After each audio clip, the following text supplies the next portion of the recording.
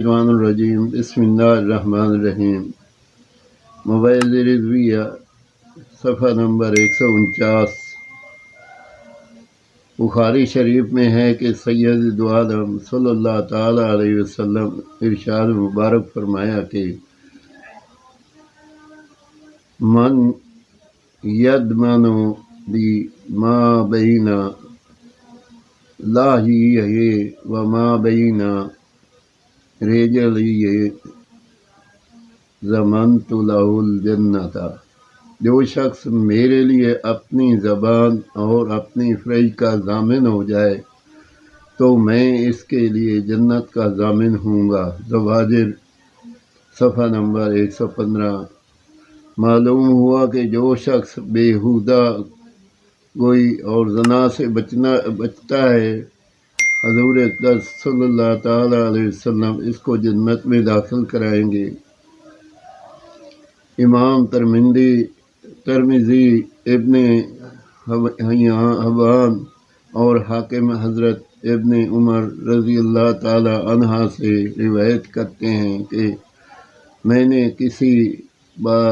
کئی بار حدیث حضور پاک نبی کریم صلی اللہ علیہ وسلم سنی ہے کہ آپ فرماتے ہیں کہ بنی اسرائیل میں کفل نامی ایک شخص تھا جو گناہوں سے نہیں بچتا تھا۔ اس نے ایک عورت کو 60 دینار اس شرط پر دیے کہ اس سے زنا کرے گا۔ جب وہ عورت کے ساتھ زنا کے لیے تیار ہوا اور عورت کے قریب ہوا تو وہ عورت کانپ کر رونے لگی، تو اس نے کہا کہ اے عورت کیوں روتی ہے؟ کیا میں نے تجھے مجبور کیا ہے؟ عورت نے کہا نہیں، لیکن بات یہ ہے کہ اس سے پہلے میں نے کبھی بھی یہ کام نہیں کیا ہے، اب بھی کسی حاجت اور مجبوری کے ماتحت یہ ارادہ کیا ہے۔ کفل نے کہا کہ تو ایک عورت ہو کر خدا سے اتنا ڈرتی ہے تو مجھے زیادہ لائق ہے کہ میں خدا تعالیٰ سے ڈروں۔ پھر اس نے کہا اے عورت تو اب چلی جا، جو کچھ میں نے تجھے دیا ہے وہ معاف کرتا ہوں۔